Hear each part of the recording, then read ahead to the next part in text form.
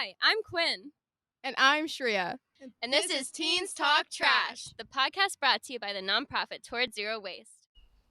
Hi, I'm Quinn, and this is Towards Zero Waste's first podcast episode. Today, I'm here with Lee Altman. Lee, would you mind introducing yourself? Sure. Thank you, Quinn, for having me. I'm Lee Altman.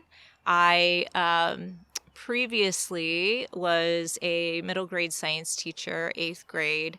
For a little over 13 years, I worked in Chapel Hill here in North Carolina, and recently transitioned out of that position and started a master's degree program through Arizona State University in the Biomimicry program. I'm also concurrently a part of the Biomimicry Professional Certificate Program, which is an additional leadership training program where we meet up 3 times a year and immerse ourselves in different ecosystems and learn about biomimicry in place, which is really spectacular. I joined Towards Zero Waste last fall. I met Dargan and Lee Williams at a tabling event here in Cary, and got to talking with Dargan about biomimicry, and she was excited, and I was excited to share more, and that's how I'm here today. So thank you, Dargan. And in January, I joined the Restaurant Reuse Initiative here in Cary, serving on a subcommittee of education and outreach. So, for our listeners who don't know, how would you describe biomimicry in your own words? Biomimicry is a design process, first and foremost. And in thinking about designing, human products, systems, and devices, it's looking to nature for solutions, for answers. So it's putting nature first as our guide towards how do we build more sustainably through nature's innovation. And biomimicry really rests on 3 distinct pillars. So for authentic biomimicry, there's an element of reconnecting, which is making sure that we give recognition to the biological models that inspire our design. There is the emulate portion, which is translating the biological strategies and mechanisms, the technical science, into engineering principles. And most importantly is the ethos pillar. And that says that whatever designs are produced through the lens of biomimicry, they seek to create conditions conducive to life, so regenerative designs. And when you talk about these pillars, what are some examples of technologies or designs that have been developed using biomimicry? That's a great question. One technology that we can speak of is a concrete innovative technology.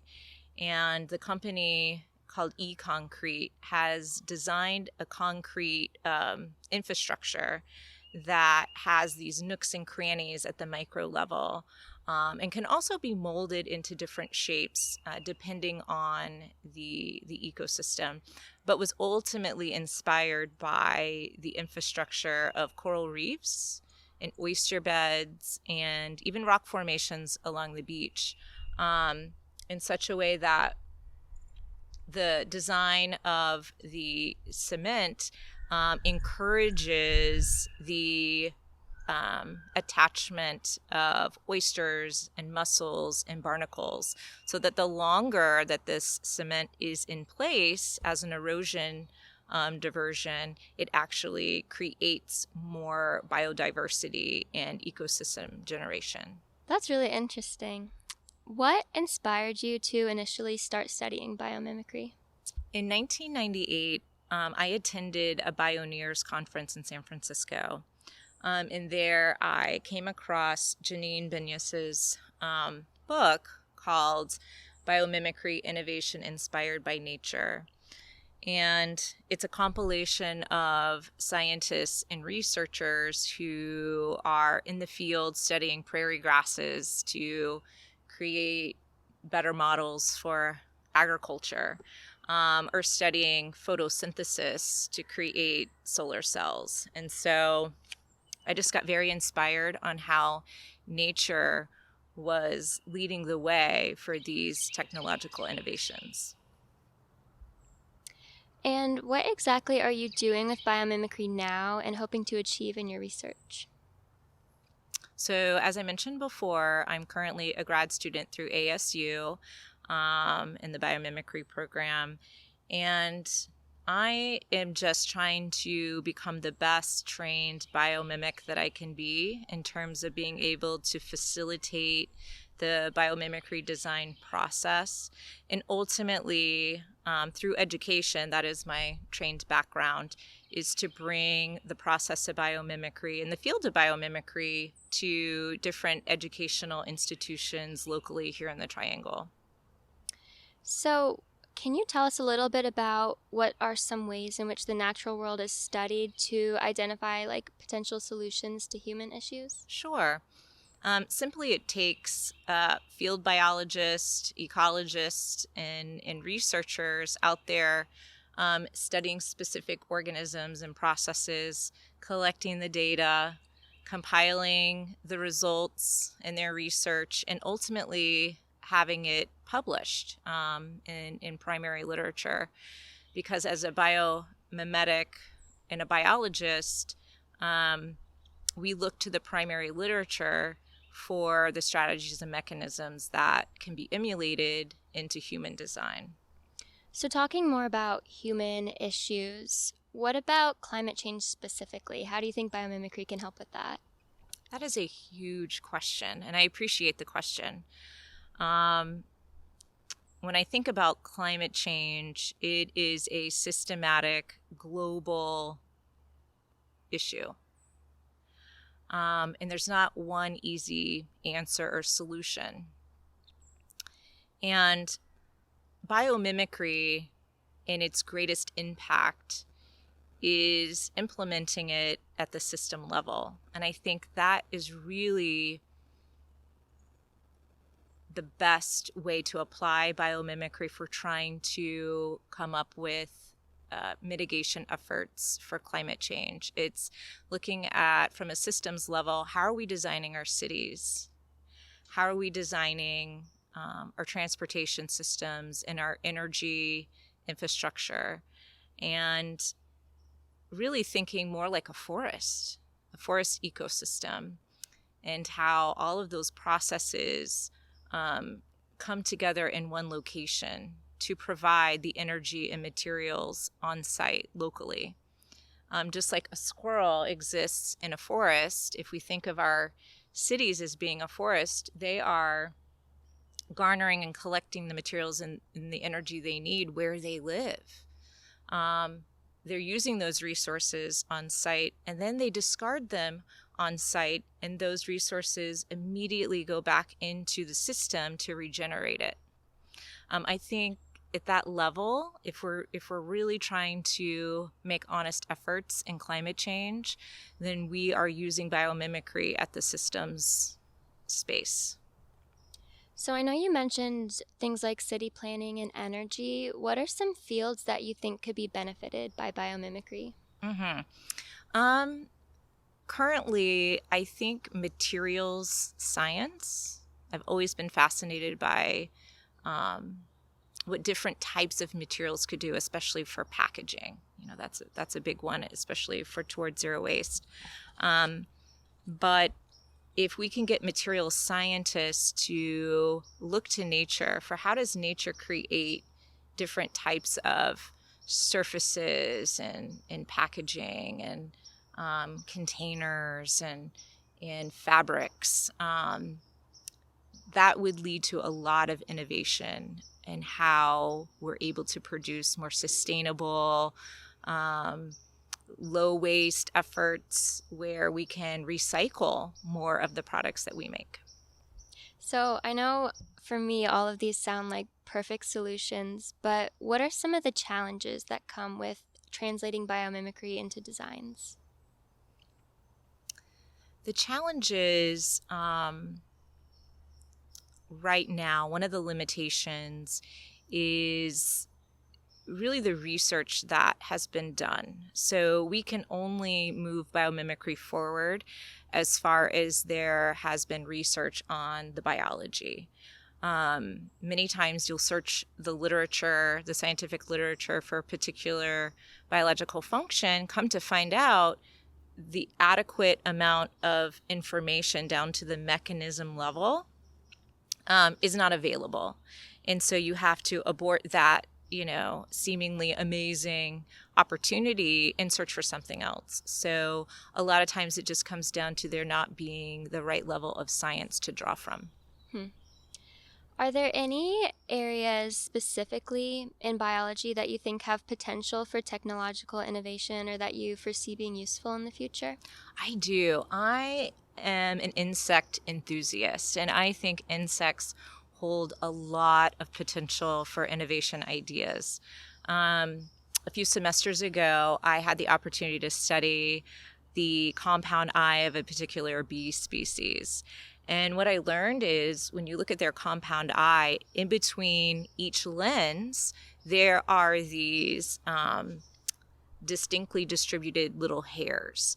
And the hairs in between each lens serve the purpose of self-cleaning. So as bees fly around and they come into contact with whatever particulates might be in the air, they have this natural cleaning mechanism.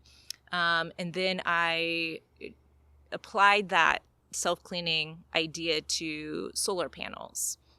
And come to find out, a few months ago, I actually read that technology was being applied to solar panels. So in insects, you're such a wide, diverse group of organisms. So we've learned from the morpho butterfly that color doesn't just have to occur from pigments, from chemistry, that the morpho butterfly creates that brilliant blue from structural color, from nanostructures.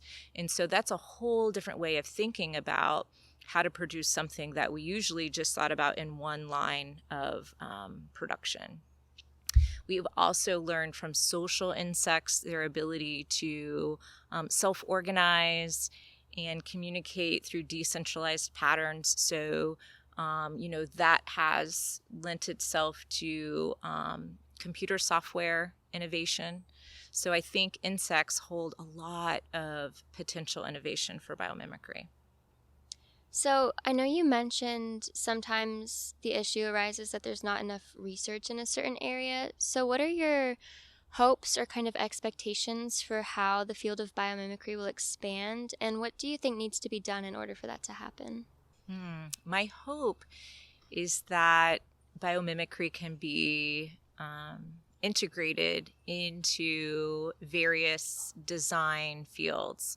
So more engineers adopt the practice of biomimicry. Architects are looking to nature on how to create more sustainable buildings.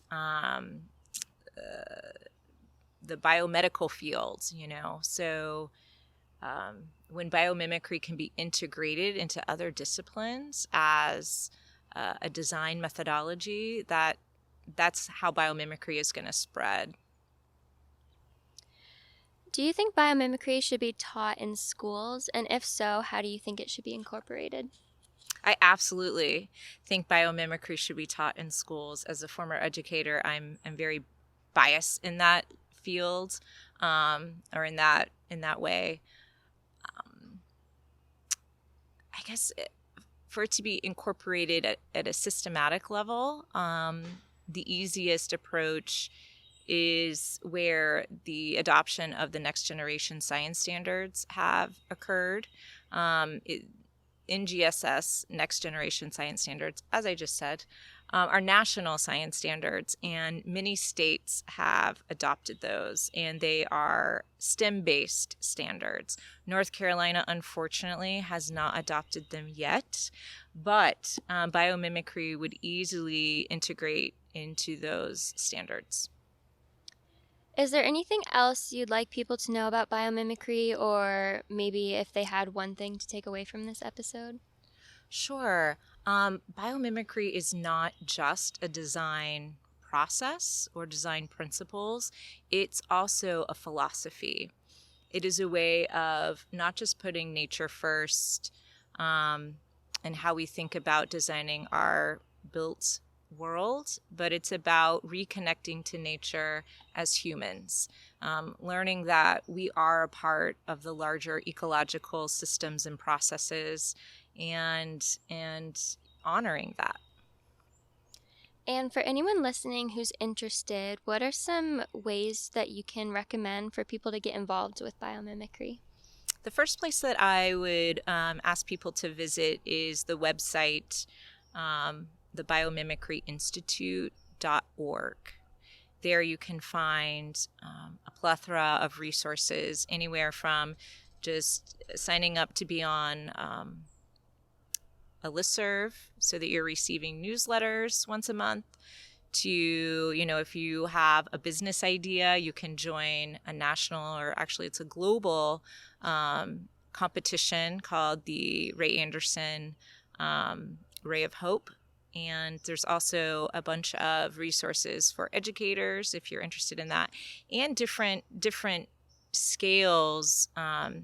If you are interested in actually being trained as a biomimic, you don't have to just join a master's program at a university. There are other avenues for achieving that if you're interested. So again, just checking in with the Biomimicry Institute website, biomimicryinstitute.org. Well, I know I definitely learned a lot, and I would like to say thank you for taking the time to sit down and talk with me about this. Thank you, Quinn. Today we talked to Lee Altman, who taught us about biomimicry. Thanks for listening to this episode of Teens Talk Trash. We hope to talk trash with you later.